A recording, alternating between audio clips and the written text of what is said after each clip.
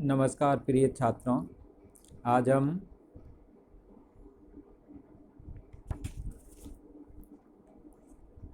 Unit first induction motor में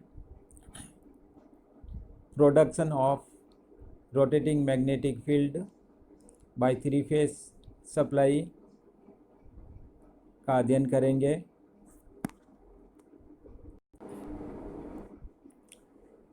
induction motor को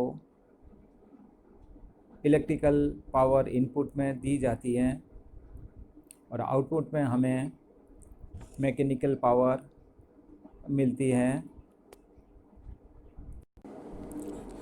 हम जानते हैं इंडक्शन मोटर में एक स्टेटर होता है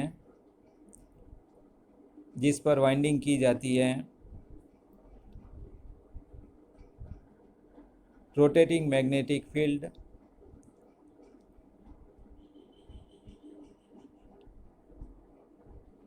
स्टेटर को विद्युत सप्लाई देने पर उत्पन्न होता है। स्टेटर एक स्टेशनरी पार्ट है। फिगर 1 में एक 3 फेज 2 पोल स्टेटर दिखाया गया है। स्टेटर पर 3 फेज वाइंडिंग की हुई है।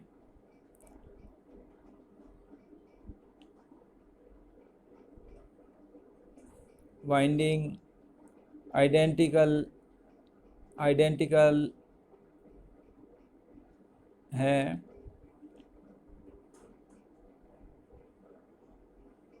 और 120 डिग्री विद्युत डिग्री विस्थापित है।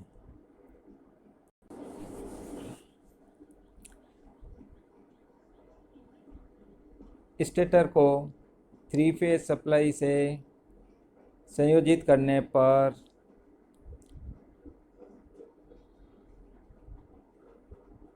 प्रत्येक वाइंडिंग में फिगर 2A के अनुसार फ्लक्स उत्पन्न होता है जिसकी धनात्मक दिशा फिगर 2B में प्रदर्शित की गई है।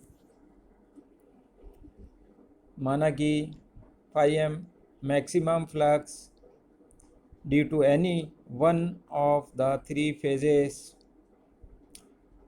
r resultant flux at any instant.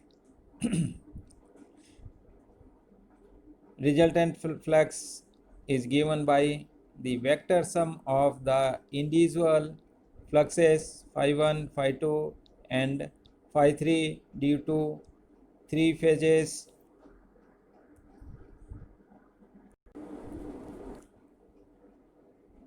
Flux phi1 winding 1 में फ्लक्स का तात्क्षणिक मान है। phi2 कुंडलन 2 में फ्लक्स का तात्क्षणिक मान है। phi3 कुंडलन 3 में फ्लक्स का तात्क्षणिक मान है। किसी क्षण रिजल्टेंट फ्लक्स इनके सदिश योग के बराबर होगा। अब हम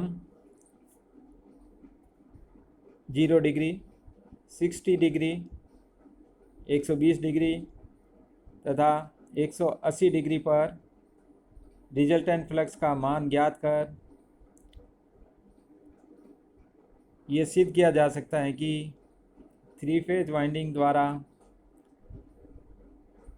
उत्पन्न रिजल्टेंट फ्लक्स का मान कांस्टेंट होता है तथा यह सिंक्रोनस स्पीड से रोटेट होता है।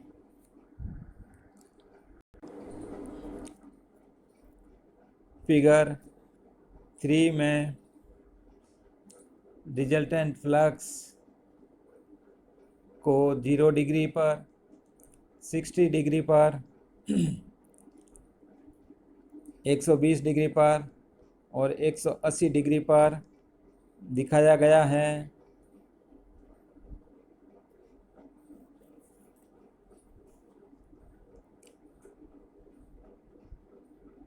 रिजल्टेंट फ्लक्स का मैग्नीट्यूड कांस्टेंट है।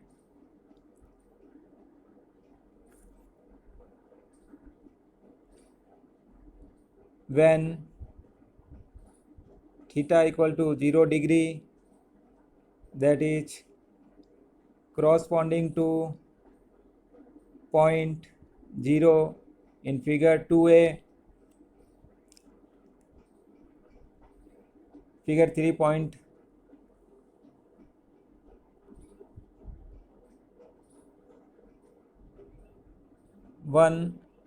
theta equal to 0 डिग्री पर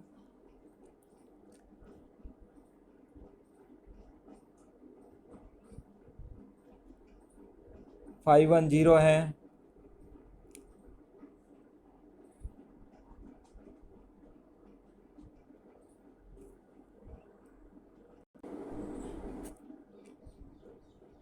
phi 2 equal to minus under root 3/2 phi m है। phi 3 equal to under root 3/2 phi m है। और resultant flux phi r equal to 1.5 phi m है।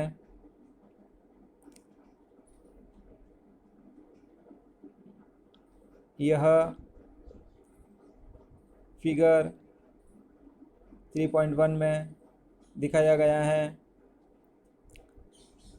जब theta equal to 60 degree है, that is corresponding to point 1 in figure 2a, phi 1 equal to under root 3/2 phi m है। phi 2 equal to minus under root 3/2 phi m है। और phi 3 0 है। इसलिए phi r equal to 2 into under root 3/2 phi m cos 60 degree upon 2 equal to under root 3 into under root 3/2 phi m equal to 3/2 phi m, अर्थात phi r equal to 3/2 phi m equal to 1.5 phi m होगा।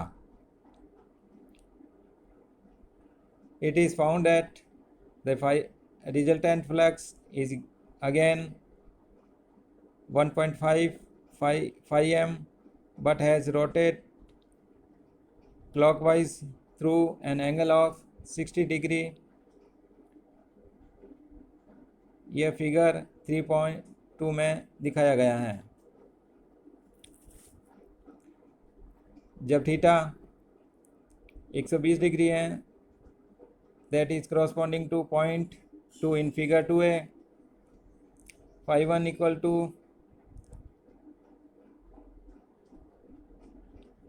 Under root 3/2 phi m होगा। इस point पर phi 2 0 होगा और इस point पर phi 3 equal to minus under root 3/2 phi m होगा।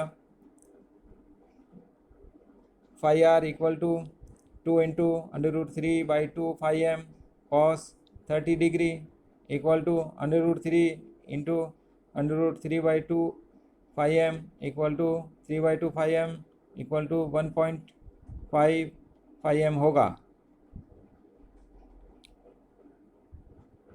So the phi r is again same value but has further rotated clockwise through an angle of 60 degree.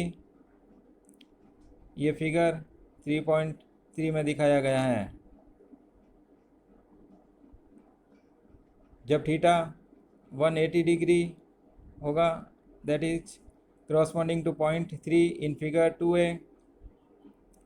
इस point पर phi1 इक्वल टू 0 होगा, phi2 equal to √3/2 phi m होगा और phi3 equal to minus √3/2 phi m होगा।